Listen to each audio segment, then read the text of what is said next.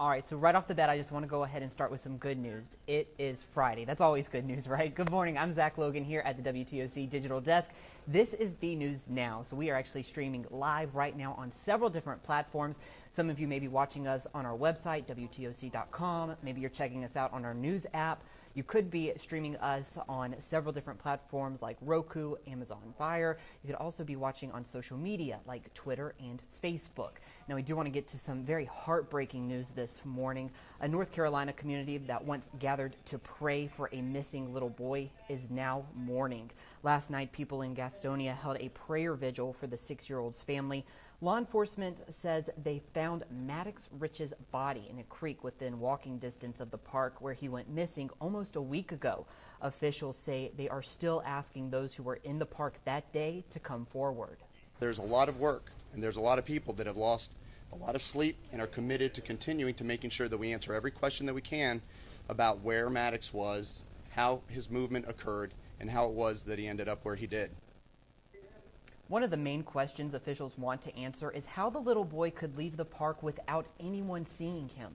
A medical examiner will now work to confirm the identity of the body. Meanwhile, Maddox's father took to Facebook last night, sending a message to the community and to his son. Ian Rich started by thanking everyone who helped search for Maddox over the past week. He says he always wanted to be his son's hero, and now he won't have that chance. He calls himself a broken man and says he'll live with the guilt of not being able to save Maddox. He ends by asking parents to hug their children tighter, adding, "Don't make my mistake." Rich says this will be his only public comment on the case. The FBI is still investigating Maddox's disappearance, and they are trying to figure out if it was foul play. Now, people in Georgetown County, South Carolina, are seeing some water in their city streets, but new projections are showing this weekend's flooding won't be as bad as many thought. Rivers around Georgetown County are expected to crest later today or tomorrow. Officials say that crest will be lower than they thought. They're still telling people to keep their guards up this weekend, though. Some areas could still see a few feet of water before levels go down. All that high water is expected to bring more mosquitoes into that area. And new details in the flooding death of 2 mental health patients in South Carolina. Officials say the Horry County deputies who were transporting those patients drove onto a flooded road after being waved through by members of the National Guard.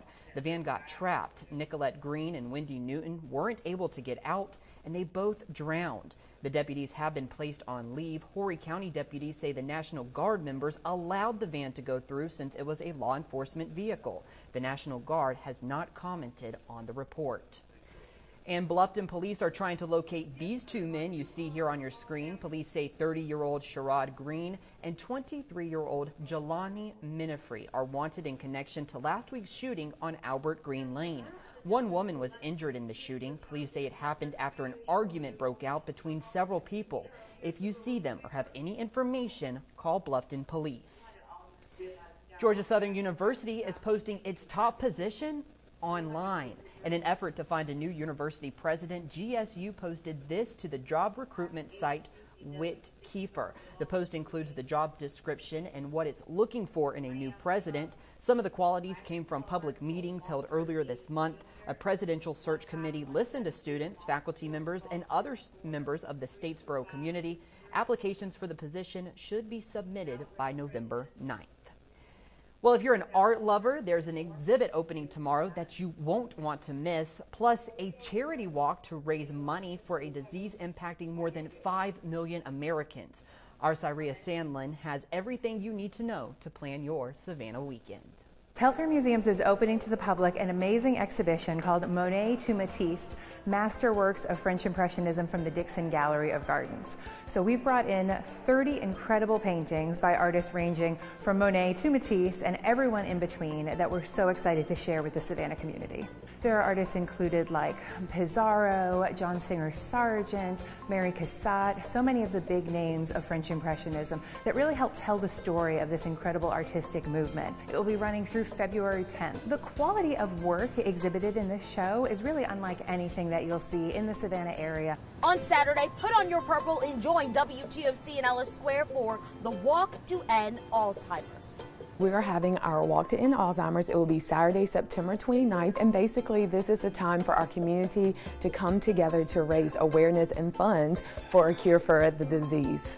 Because there's so many people who are dealing with this disease, whether or not they're a caregiver, an advocate, or they're actually affected by the disease. So it's just so important to get out there in the community so people can know what's happening and help us raise awareness for it. Right now we have over 600 participants, so we're expecting a great crowd this Saturday.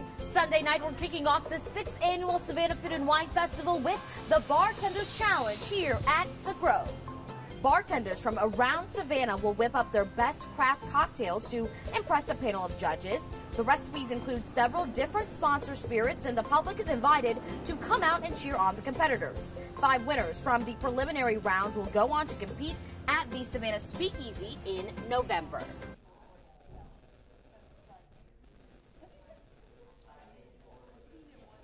All right, a bartender's challenge. Looks like fun. Hey, let's go ahead and take a live look out at our Savannah Hilton International Airport Skycam. Looking like a beautiful morning. Check out those planes out there. Some weekend getaways starting. I wish I was going on my own weekend getaway. Unfortunately, I'm not packing my suitcase anytime soon. So Cutter Martin will be back here at 11 to talk about our weather forecast and what we can expect this weekend. I do want to just take a minute to look through our live chat that we have on Facebook. We've got more than 50 people actually joining us in our chat room this morning. Everyone's saying hello, like Kathy, Teresa, Felicia, Melanie, Regina. Thank you all for watching. Some even commenting on some of the stories that we just shared with you, like Shannon saying so sad. I'm sure that's kind of in regards to the missing 6-year-old boy that was found just yesterday. But everybody just kind of saying hello and happy Friday. And happy Friday, that's right. So enjoy your weekend. We'll be back here at 11.